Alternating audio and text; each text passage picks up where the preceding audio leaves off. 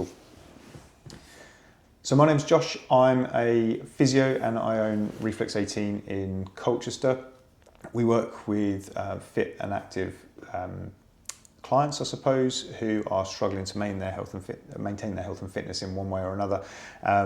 And we're doing quite a lot of work at the moment on trying to help people who aren't able or are worried about engaging in resistance training to get back into the gym. And so, yeah, that's why I thought it'd be great to have a chat. Yeah, and I'm Nick. I'm a strength and conditioning coach, human performance and longevity coach up in Retford, Nottingham. And yeah, we sort of tagged in together. We worked together in the past, but yeah, it thought it'd be good to discuss barriers to exercise as such.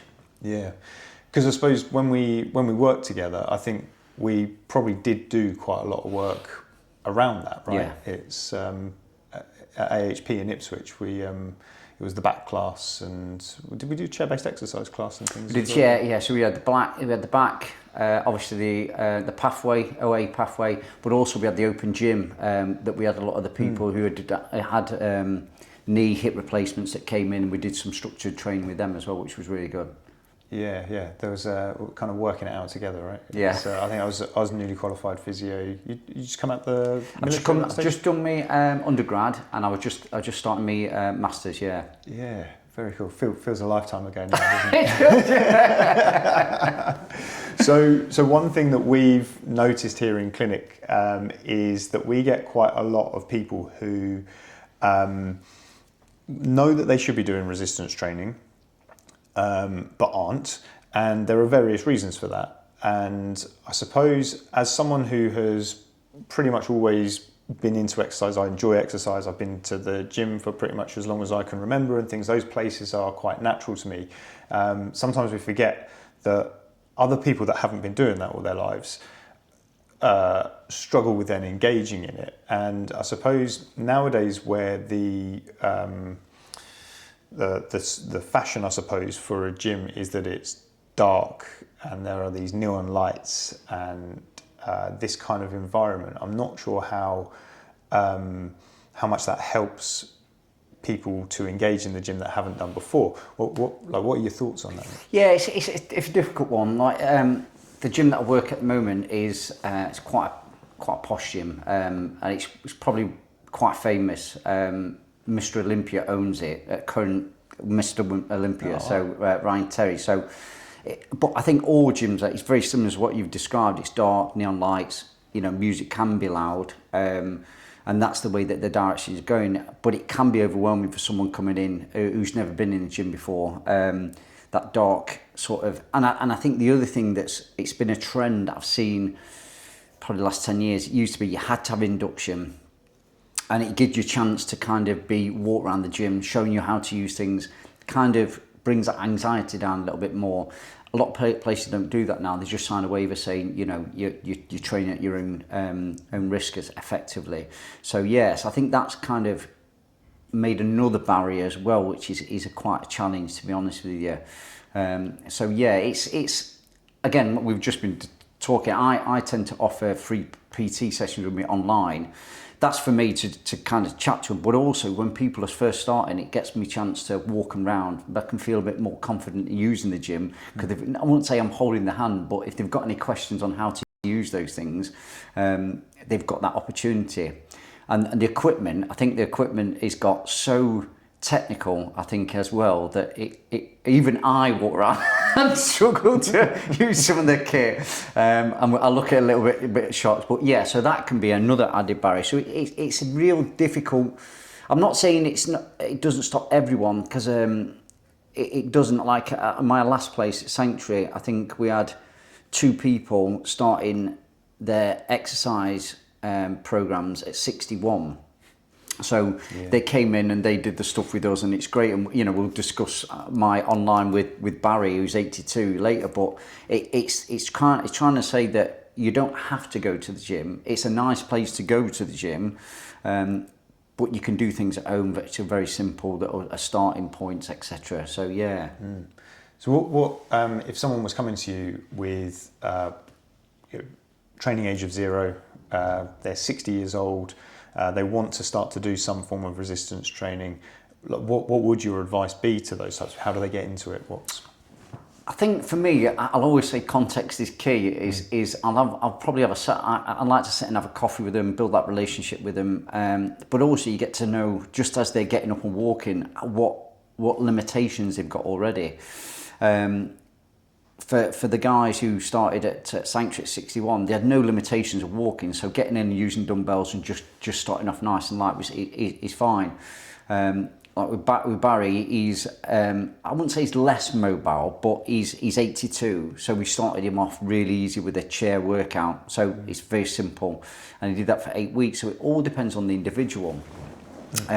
He's, again, for him, he's not a gym. I don't want to go to the gym, Nick. That's not my thing. So it was all very focused at home level anyway. So it's looking at what their training age is and their ability is, but also what their wishes are, and work out what it is. So I think it's very individual, to be fair. Yeah, and we get quite a lot of resistance towards like our chair-based exercise classes, for example, where people think that it's too low level. You know, I need to lift a barbell with weights on the side or nothing at all, and that seems to be kind of the options there.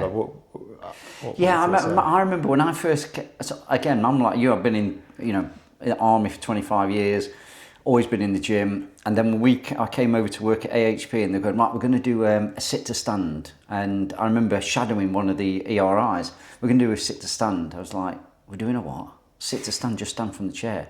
I was like, is that really an exercise? Like, yeah, that's an exercise. I'm like, but that's really low level. And when then you realise that people are getting out of breath because they're so deconditioned, you're like, no, this is really a starting point. This is like, so I think some of it's a bit of an ego, isn't it? It's like that ego going, oh no, I should be lifting weights. I'm like, no, I don't think you're ready for lifting weights yet. Let's just do something simple. I go back to Barry. He said he did the warm up, and he said I found it really tough. And it was just simple warm up. Now he's great, but I think it is that people go, oh no, chair exercise.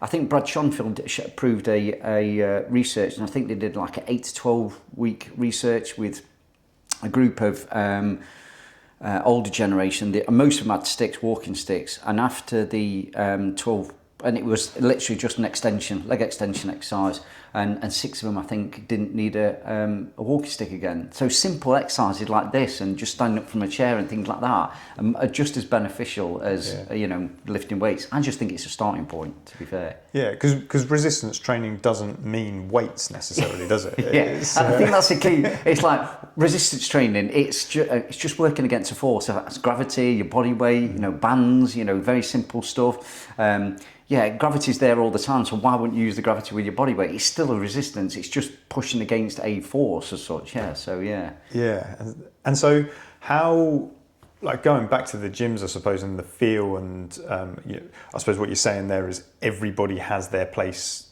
to start, right? And so your place to start might be with body weight, it might be with heavy weights on the sides of a barbell, it depends on who you are, right? Yeah. How would you see gyms kind of accommodating for people who aren't like your regular gym goers, the traditional type gym goers? Because ultimately they've got to make money as well, right? And so if they know that this group of people will come to the gym if it's dark and if it's neon and things like that, and this group of people that we don't know whether they'll come to the gym anyway, how do you think they approach those people?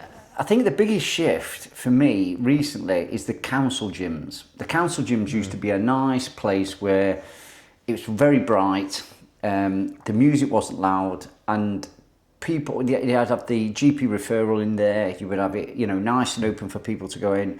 I think some have changed because charities have took over and they started trying to follow the main, private gyms. But I think they were always welcoming for them starting points for people, to be fair. Main gyms won't, I don't think, do that. And I would go back Tracy, who's a yoga instructor that I used to coach, she does chair-based exercise in village halls and things like that. So it's simple things that they can put on, especially in the council gyms, I think, where it's supposed to be a little bit more inclusive and be able to give people opportunities. Obviously, the bigger gyms, it's a business. They're trying to make money at the end of the day. I don't think we would start a chair-based exercise as such for people. So I think it's the council's gyms that I think should be given those opportunities. Yeah. I guess it's the who is the gym. I always think in Colchester in particular, there are so many gyms, and there does seem to be a gym for everybody. Yeah. But I completely take your point. Like the gymming at Leisure World in Colchester, which is the council gym, in fairness, is fantastic, and they had a massive. Like the quality of it was upgraded several years ago now. It's such a good gym, but you're right. It's more racks, and it's quite an intimidating place now, as far as I'm aware. I think that, again, there's been a shift from strength and conditioning now has become very popular. So there's a shift on lifting platforms. You'll see a lot more lifting platforms that you probably wouldn't have seen in normal gyms, 10, 15 years ago. And when there's a lot of barbells, a lot of kettlebells and things like that, it can be intimidating. You see a lot more of the older generation who will go on machines because it's a very fixed plane of motion, and they'll sit there and see, I can do my shoulder, I can do my chest, I can do my arms, and it's very simple, and it's got the directions on it, which is really good. But now that the S&C's come in, you'll see that now it's like, I've got to have some kind of movement ability and proficiency to be able to do stuff. I'm not saying that they can't learn that, but sometimes it's just that overwhelming factor, I think. Yeah. Big shout out to where I work at the moment, RT. They've done really well. You can get the plaques where it says like, this is how you kind of use it, etc. What they've done is put QR codes on, and you scan your phone and a video will come up and it will show you exactly what to do, and each exercise got that. And I think, and because they're complicated, they're really useful. So again, it kind of lowers that, hopefully, that anxiety. I don't know what to do. I don't want to look stupid. All I've got to do is scan that. It opens it up and off we go. Just follow the video, which is really good. I suppose the machines are, in my view, are quite bodybuilding centric things to use as well, aren't they? And the plethora of available online resources are generally based around people doing bodybuilding type exercises, right? So you walk into the gym and it's full of machines that are bodybuilding centric. You go online and try and find a program that you might be able to follow when you walk into that gym for the first time, and it's all bodybuilding centric. But ACSM guidelines, just been published this year for the first time in 20 years, say that we should be moving in 3D, in multi-planes of motion, right? So it's the free weights, it's the slam balls, it's those other things that arguably for longevity and to actually be a healthy, functional individual in your day-to-day life, they're the things that you want to do. So there's a big gap there, right? Yeah, massively. And that's the thing that, again, I've seen people get injured. Not the older generation either. It's like, I picked up something from the floor shopping and I've twisted, because we don't do any rotation work. Unless you're a golfer or a cricketer, you don't really swing anything like that. And then when you do that, then, my back spasms. Your body's not used to doing that. It's not conditioned to do that. I bent down to pick up a bag of washing and my back went, your body's not conditioned to do that yet. Do you know what I mean? It should be able to, but it's not conditioned in that way. And I always say to people, I've hurt my back squatting, that's fine, you've probably pushed it a little bit, don't worry about it. Again, your tissues, let's look at it this way. You look at the Olympic weightlifters, they catch bars that your knee should be popping there, or your ankle should be popping, and the condition to get in those really contorted positions when they're catching the bar, it's just introducing those movements to the body nice and steadily, so the body can adjust and adapt to it, really. So it is a real, for the older generation, it's kind of mind-blowing that it's just simple, move in a way that the body was designed to move, and you'll be fine. Yeah, it's not really groundbreaking, is it? You don't need a fancy machine. You don't need fancy weights. You don't need, arguably you don't need a gym. You just need to move in different directions. And so there was something groundbreaking there as well, Nick. So when you lifted the basket of shopping, you didn't lift with perfect deadlifting form? Well, yeah, and that's the other thing, isn't it? You know, I find it really, it blows my mind sometimes. And we know, and again, you know, people say, oh, you know, deadlift, squats, really bad. Well, they're not. And we try and get in a good form because we want to kind of, again, probably improve our longevity. And if you look at people who are lifting, you know, ridiculous weights, their form isn't good. But what we're saying is, you probably don't want to do that all the time. You want to kind of lift at, you know, 80% your max with good form. And then when you are going for your max, you can kind of push that a little bit more. I'm not saying your back's going to explode when you've got a poor form, but you may feel that the tissues are not liking it. You know, I try and explain to a lot of people, when your mechanoreceptors, you know, are under pressure, it'll try and protect you. It'll either turn the muscle off or it'll contract. And if it's not used to moving in that range of motion, it'll contract regardless if you've got just a bar or something heavy. And I say you've got to condition your body in those movements, you know. So yeah, it's a deadlift and squat there's always two camps, isn't there? It's hard to change that way of thinking. I mean, there's a place for it, right? And in no way should you. I think a really important part of a resistor, like a good resistance program, would include a deadlift and a squat, right? It is something that we do in day to day, and it's not. I suppose in society we are good at doing the baby out with the bathwater stuff, isn't it? And now, you know, we're given this directive to say move in 3D as we go, okay, well, let's chuck all the machines out, let's get rid of all that kind of stuff, and let's just do functional. And I can be quite skeptical towards some of these like CrossFit and High Rocks type programs and things like that, and you know, everything becomes so functional and things that you go, but there is still a place for putting joints under high loads. The fact is, you can deadlift a much heavier weight than you could rotate and put down on the floor and rotate and pick up. Like and that is definitely key. And I think what was I going to say now? It's deadlift. I can't remember now. I can't remember what I was going to say. It's a place for deadlifting. And I think, like I say, the function it's a skill. I think the skill, and it has to be learned. You wouldn't. I always say you wouldn't wake up in the morning and go, I'm going to go and run a 10k straight off like that. Your body's just not going to do it. And that's the same as trying to lift heavy in a deadlift, squat, or anything like that. It's just not. Your body's just not going to like it. And that was it. I was going to say, when people say, "Oh, I don't like deadlift because it hurts my back," well, you're doing it wrong then, because it's not back exercise. Your back is isometrically contracting to hopefully keep you in a neutral spine, but it's all legs. So you're doing it wrong. Let's have a look at it. Let's have a look at how you're setting yourself up, etc. So I think that is the key with that. It's a leg exercise. It's a deadlift. You're lifting something from the floor. Yes, it's a whole body exercise, but your legs are doing most of the work. So yeah. And I know when we worked at AXP, I had I think she was 63, and she'd had back pain for ages. She'd done the back class, come back to us, and I was working. I was like, we're going to do deadlift, and a jaw opened. I was like, I don't want to be doing anything like this. But just take it nice and steady.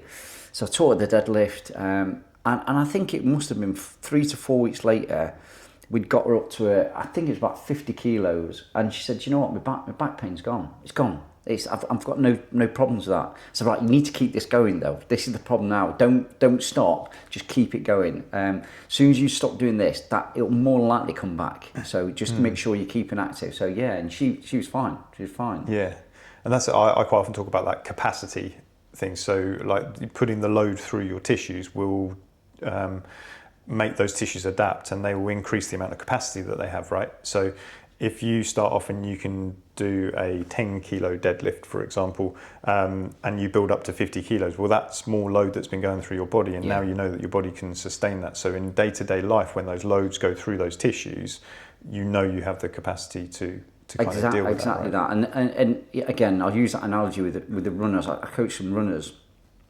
and I enjoy it. So I just eventually doing like 7 or 8 Ks. But now my legs are really sore, and I think I've got an injury. And I think you've got an overuse injury because you didn't body ease back. Your tissues have got to get used to it. You've got to ease back. Let the adaptation. If you don't let the adaptation, it's just not gonna. And it's the same with that. If you don't, we say if you do it in a steady way, you don't have to deload. If you're doing a steady, progressive manner, you should be fine. Just let the bodies, adapt. If you find that you're fatiguing, then maybe you need a deload. If you're starting to joints start to ache, you maybe need a deload. So yeah, listen to your body. That old chestnut, listen to your body. But everyone's different, right? Yeah. And so, so people who are struggling to get into resistance training, they might use something like a chair-based exercise class, or they might pick up some exercise to do at home, or something like that. Have you got? I know you mentioned Barry before. Like for someone like Barry who starts off with very simple exercise, what does progress look like there? So for Barry, his wife came to me and said he's really he's a biker, so he's struggling to get the bike out of the garage. I think we need to look at that. So I created a chair-based exercise program for him. First part was, I think, 4 weeks, and his first part was literally, I think it was probably 2 sets of 10. It was very simple exercise, 2 sets of 10. It's really challenging for him. The second part was then increasing that load. I think we worked up to then 3 sets of 15. And he said, I'm finding it so much easier. I've got more energy. I can move around better. I can grab the bike out of the garage, etc. Really easy. And now next week or week after, he starts on his second phase of his bodyweight exercises now. So he's done 6 weeks on bodyweight exercise with a bit of mixture of chair exercises. We're now adding resistance bands to it. So whereas now we used to do a leg extension, we're now adding a little bit of band that's attached to a table leg, and he's working that way. He's doing floor-based exercises like push-ups and things like that. So it's just you just keep watching him, giving feedback, have a chat with him, and that is progression from going from a sit to stand doing 2 sets of 10 to where now he's doing squats, bodyweight squats, etc., and working with bands. So yeah, it's good, and it's just, again, when we go back to individual, just having a look at how they're adapting. Some people will adapt quick, and you can push them. Some just take a little bit of time. Yeah. So you could use like chairs to almost assist you to start off with, and then you can use gravity to resist you to progress, and then bands to resist you further. And that's like 3 stages before you even think. And I think again, balance is a key one. I know. I think my balance is okay. I won't say it was brilliant, but I think the general test is looking at 30 seconds. If you can balance on one leg for 30 seconds, you're in a good place. But not a lot of people can do that. So sometimes, I do with Barry, for instance. I was like, I just want you to do a single leg RDL, and I said, lean on the back of a chair just to give you that balance. And as you get better, then and I had a phone call with him this week. I said, just we're going to, instead of a hand, we're going to put 3 fingers, then we'll go 2 fingers, 1 finger. Let's try a set without, and it's just, again, that is great. The chair is great there to support people, or a table support. Balance it, and as you probably agree, balance is key. It's all right. It's having strength to correct a fall, but balance is definitely going to reduce those so much more, and then have the strength. If you do actually catch something and you go over, at least you've got the strength to regain that balance as such. Oh, absolutely. And balance is like a combination of different things, right, that make you have good balance. If you don't have strength, then I talk to people like the foundations of a pyramid. Like if you don't have a base level of strength, you can't do any other things. Just like if you don't have a base level of cardiovascular fitness, you can't work on your strength. If you get out of breath as soon as you think about turning on a muscle, you can't think about turning on a muscle. So get your cardiovascular fitness in check first, then build your strength, and then it's kind of building up from there, isn't it? And I see probably too many people that they kind of go down the route of, I want to improve my balance, so they just end up standing on one leg.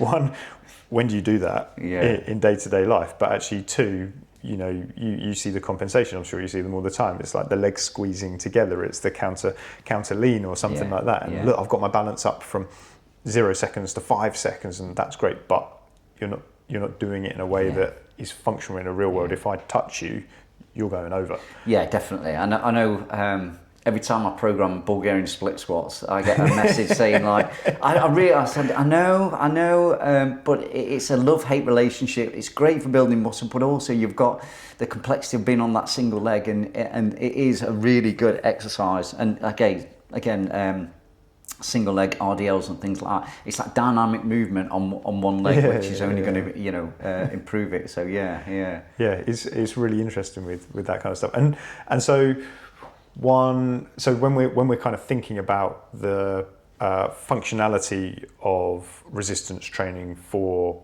people day to day, we've spoken about the gyms, local gyms and things, and what they might be able to do, and potentially the council getting involved. And I know my views on it, but what are your thoughts on these like outdoor gym parks?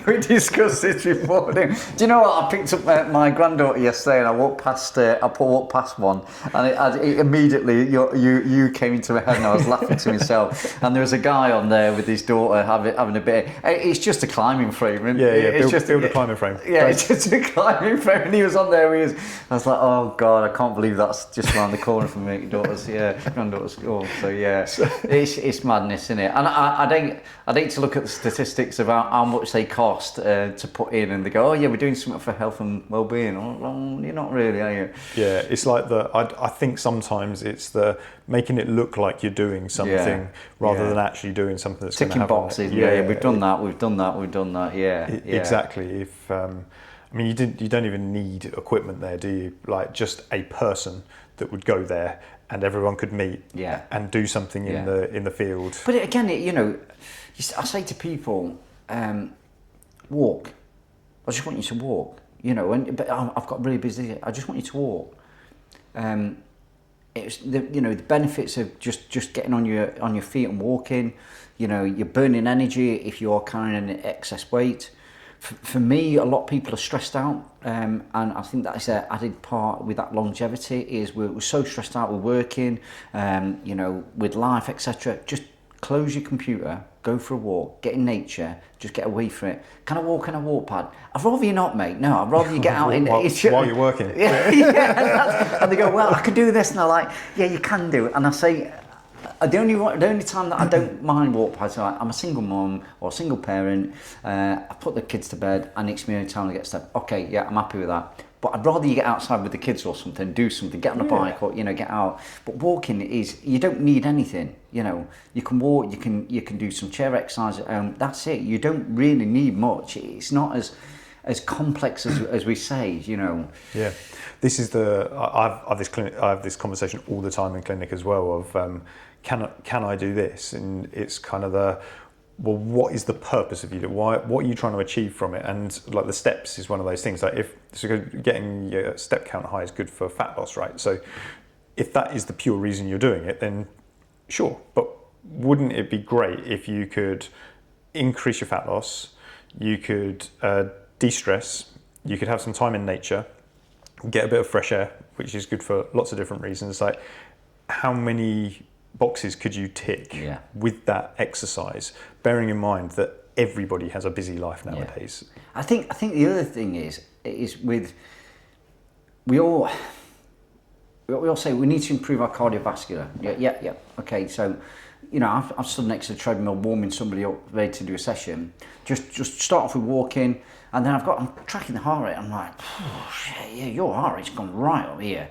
And their zone 2 is like a really, really slow walk. So their zone 2, zone 3, it's gone up, and so that is their starting point. Walk. I don't want you to run. I don't want you to warm up on anything except for walking. Warm up doing that, and then I've done sessions where we're going, right, we are going to hit. I want you to hit now zone 2, zone 3, and they're going, but I'm walking, Nick. Yeah. I just want you to walk at that steady space. They're like, but I'm not used to doing this. I mean, I know you're not, because you're normally running at like zone 5 or whatever. Just calm it down, bring it down. Let's just do some nice aerobic training. Yeah. So again, the starting point, and again, before I left the army, I'd like, walking's an exercise. And they go, yeah, walking's an exercise. Is it classed as an exercise?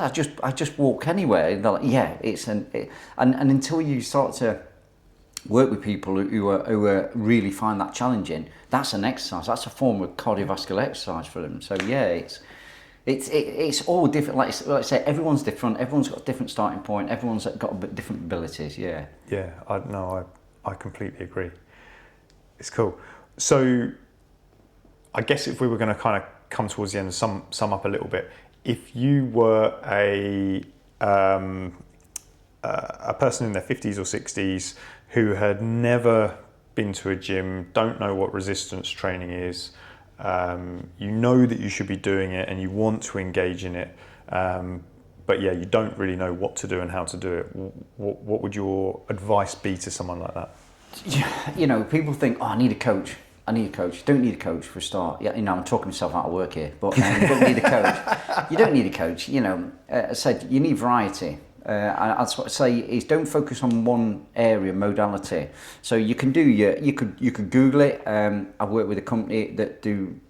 There's a chair exercise. I've done 7-minute chair exercise on YouTube. You could go on there and find any chair exercise. Get some walking done. Mm-hmm. Work out how to increase your mobility, and they're kind of 3 areas, but have that variety. I think the key, and we'll always go back to that, is find something you enjoy. You'll stick to it. You don't have to do all these things, but find something you enjoy. You know, some people, I think in Colchester when I was here last time, they were doing like a walking football. They play football walking. So again, if you enjoy that, last time I played football, I crawled off the pitch because I'm not used to that twisting and turning. My joints were sore. So it's gonna help with your joints. It's gonna help with your cardiovascular. It's enjoyment. It's that social aspect. You know, all those things. So yeah, I think that's the bottom line. Is find something you enjoy. Try something new. You never know. You might actually like it. You know, but get that balance. And then things tend to grow arms and legs, don't they? You do one thing and then you pick something else up, and then you pick something else up, and I think the other thing is people think they have to put themselves in the hurt locker and really put them to get any benefit, and that's not the case. The biggest one for veterans, they leave the army. And because they've been thrashed most of the time, they go, I don't want to do exercise ever again. And then you see them kind of stop, and then they start again. So, yeah, it's just, you don't have to, a little goes such a long way. It's, Yeah, agreed. Brilliant, mate. Yeah, good. Really, really good. Cheers, good to see you, mate. Yeah, you too. I hope that's all right. I was trying to remember all the time, all the way through, what was on that script. So I don't want to give Nick